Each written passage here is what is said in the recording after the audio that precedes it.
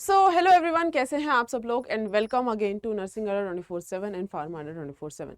सो बच्चों, आज हम बात करने वाले हैं, बहुत सारे बच्चे मुझसे रोज ये क्वेश्चन पूछते हैं कि मैम आखिर एसएससी नर्सिंग ऑफिसर का और फार्मासिस्ट का जो एग्जाम है वो कब तक हो सकता है। And I know multiple students are preparing for this examination और आप लोगों का अब तक प्रिपरेशन भी बहुत अच्छे तरीके से चल रहा है एंड आप लोगों के मोस्टली सब्जेक्ट भी कवर अप हो चुके हैं। So you guys are very worried कि कब होगा ये एग्जाम, क्योंकि आप लोगों को पता होगा कि हमारा मई में इसका जो एप्लीकेशन फॉर्म फिलिंग प्रोसेस था वो इसका डन हो चुका है। अब उसके बाद इन्होंने जो हमको दी थी, एसएससी ने जो डेट दी थी, उसमें अगर आप अभी भी देखेंगे तो उसमें तो जून टेंटेटिव लिखा हुआ आता है। अब टेंटेटिव का मतलब तो भाई यही होता है कि अब इस डेट को यानी कि इस मंथ में पेपर हो भी सकता है या नहीं भी हो सकता। अब क्योंकि जून जा चुका है तो थोड़ा सा आपको हर एक चैनल पर या हर एक आप ऑफिशियल नोटिफिकेशन के अंदर भी जाके देखेंगे तो इसको जून जुलाई कर दिया गया है। लेकिन अब जुलाई का भी फाइनल वीक स्टार्ट होने वाला है, अभी तक हमारे पास कोई भी एग्जाम डेट का इन्फॉर्मेशन नहीं है।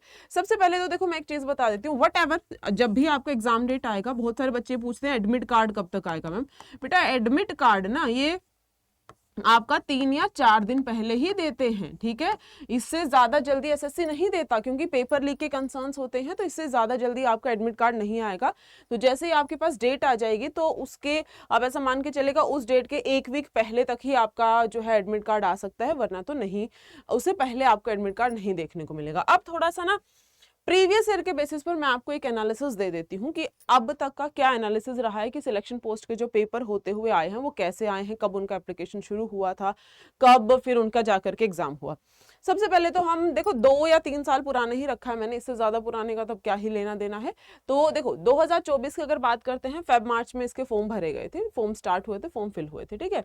तो जून में जाकर के इसका पेपर हुआ था। तो अगर आप मार्च से देखेंगे तो अप्रैल मई जून, यहाँ पर 3 महीने टोटल इसको लगे हैं इस एग्जाम को होने को। 20 जून से 26 जून तक ये जो एग्जाम है ये कंडक्ट करवाया गया था। तो आई होप आपको भी एक क्लैरिटी होगी कि 1 हफ्ता तो लगेगा आपके सिलेक्शन पोस्ट के एग्जाम को होने में, ठीक है।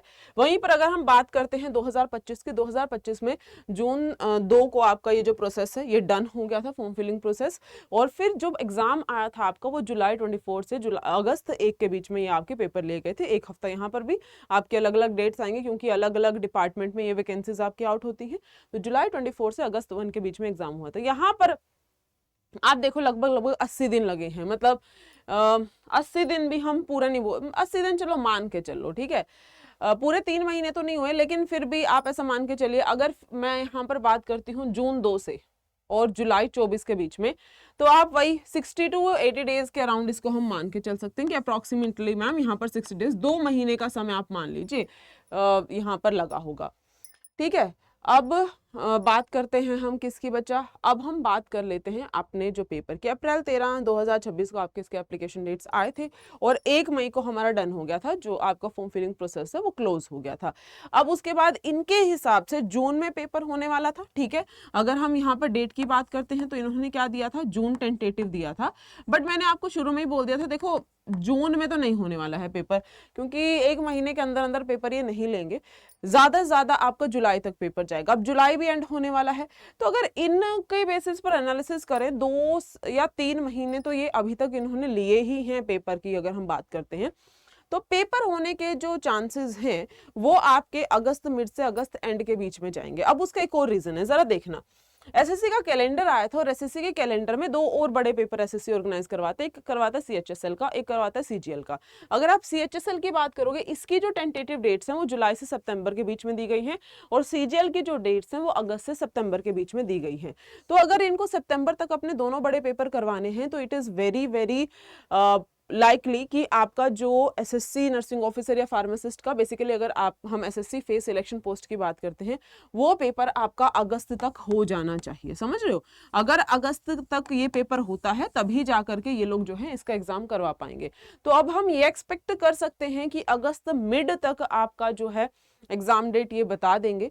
अगर उसके बावजूद भी फिर यहाँ पर डिले करते हैं एग्जाम लेने में, तो फिर इसका मतलब इनका पूरा का पूरा कैलेंडर चेंज होगा, फिर उसके लिए इनको तो प्रॉपरली हर एक एग्जाम के शेड्यूल में चेंजेस करने पड़ेंगे, ठीक है। तो मैं आपको सिर्फ इतना ही सजेशन कर सकती हूँ या दे सकती हूँ कि आप लोग अपनी प्रिपरेशन करते रहिए।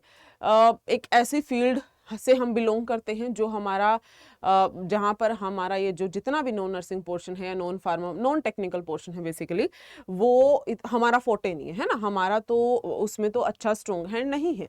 तो जितना भी समय आपको मिल रहा है वो आपके लिए फायदेमंद है, ये हमेशा सोच के देखिएगा। अगर आप मेहनत नहीं कर रहे, कोई तो कहीं पर बैठकर मेहनत कर रहा है, वो अपनी सीट जरूर पक्की कर लेगा।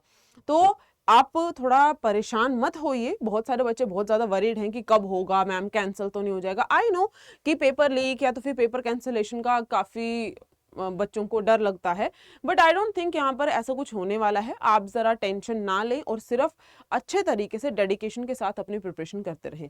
अब अगर आप लोगों में से कोई ऐसा है जो अपने अपकमिंग एग्जाम्स की तैयारी कर रहा है, जैसे कि आपका नर्सिंग ऑफिसर वालों के लिए आपका आरआरबी का और नोटसेट का, इन सब का जो आपका नोटिफिकेशन है वो आउट हो चुका है, फार्मा वालों का भी आरआरबी का आ चुका है, तो सभी बच्चे अगर रिस्पेक्टिव एग्जाम्स की तैयारी कर रहे हैं तो आप बैचेस में एनरोल कर सकते हैं। बैचेस में एनरोल करने के लिए आप क्या कर लीजिएगा, आप वही अड्डा 24/7 सर्च कर सकते हैं।